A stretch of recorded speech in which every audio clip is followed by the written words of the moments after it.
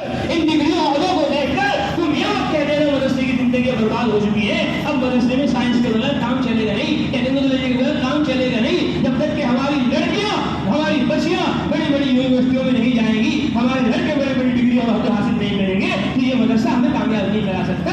اس مدرسے کو ختم کر دو, اب اس مدرسے کو کالج بنا دو, اسکول بنا دو. وہ تو ہمارے بڑے بوڑھے تھے, ہمیں پتہ نہیں تھا, کچھ عقل نہیں تھی, ہوش نہیں تھا, وہ تو اسی مدرسے کو چلاتے رہے. اب یہ مدرسہ سرکار کو دے دو, اب یہ مدرسہ ماسٹر کو دے دو, اب یہ مدرسہ اسکول کو انجینئر کو دے دو, وکیل کو جج پروفیسر کو دے دو, وہ لے جائے گا ہمیں جہنم میں.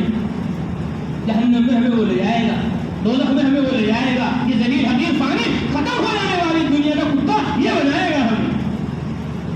ہماری نگاہ اللہ پر نہیں ہے, رسول اللہ پر نہیں ہے, قرآن و حدیث پر نہیں ہے, سنت و شریعت پر نہیں ہے. کل پرسوں ہی پڑھ رہا تھا, بہت بڑے عالم حضرت مولانا اشرف علی تھانوی رحمۃ اللہ علیہ خلیفہ, یا خود حضرت مولانا اشرف علی تھانوی رحمۃ اللہ علیہ فرما رہے تھے کہ کتنی افسوس کی بات ہے, کتنی احساس کی بات ہے کہ مسلمان یوں کہہ رہا ہے. حضرت تھانوی فرماتے غالباً, حضرت تھانوی فرماتے ہیں, یا ان کے خلیفہ حضرت کا علمی ہے وہ بھی حضرت مولانا اشرف علی تھانوی رحمۃ اللہ علیہ فرماتے ہیں, بڑا افسوس ہوتا ہے, بڑی تکلیف ہوتی ہے جب مسلمان ایمان والے یوں کہہ رہے ہیں کہ ہماری ترقی ہو رہی ہے, ہماری ترقی نہیں ہو رہی, ہماری ترقی نہیں ہو رہی, ہماری ترقی ہو رہی ہے, ہم ہر جگہ پریشان ہیں, ہم ہر جگہ برے حال ہیں. ہائے ہماری ترقی ختم ہو گئی, ہائے ہماری ترقی ختم ہو گئی, ہم تنزل کو اتر گئے. ارے ظالموں جاہلوں, تمہیں یہ نہیں پتا تمہاری ترقی کیا ہے, تمہاری تنزل کیا ہے. یہ مال دولت روپیہ پیسہ تم اس کو ترقی سمجھتے ہو؟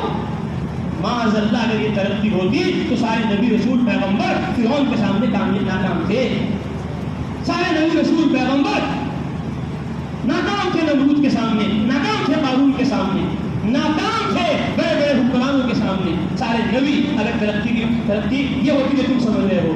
ظالموں, تمہاری ترقی مال و دولت میں نہیں ہے, تمہاری ترقی دین میں ہے, دین میں ہے, دین میں ہے. تمہاری ترقی علم میں ہے, علم میں ہے, علم میں ہے, ذکر میں ہے, ذکر میں ہے, ذکر میں ہے, تبلیغ میں ہے, تبلیغ میں ہے, تبلیغ میں ہے, مسجد میں ہے, مسجد میں ہے, مدرسے میں ہے, خانقاہ میں ہے. تمہاری ترقی یہاں ہے, وہاں نہیں ہے. سمجھ لو موقع ہے ابھی بھی, سمجھ لو موقع ہے ابھی بھی. مدرسے بعد میں گئے ہیں, خانقاہیں بعد میں گئی ہے, قبرستان بعد میں گئے ہیں, پہلے ہم گئے ہیں, پہلے ان سے ہم گئے. ارے ہمارے دلوں میں عظمت ہوتی مدرسے کی, ہمارے دل میں عظمت ہوتی خانقاہ کی, اور ہمارے دل میں عظمت ہوتی تبلیغ کی اور دعوت کی, علم و عمل کی. آج یہ دن دیکھنا نہ پڑتا جو آج ہم دیکھ رہے ہیں اپنی آنکھوں سے. اس لیے ہماری ترقی وہ ایمان و عمل میں ہے, وہ سنت و شریعت میں ہے, وہ عبادت و دعوت میں ہے. اس کو چھوڑنے والے یہ غیروں کے مددگار ہیں.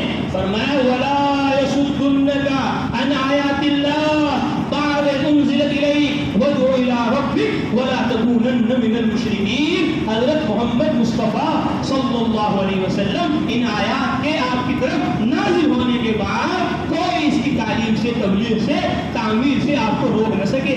وَلَا تَكُونَنَّ مِنَ الْمُشْرِكِينَ, مشرکین میں سے مت ہو جانا.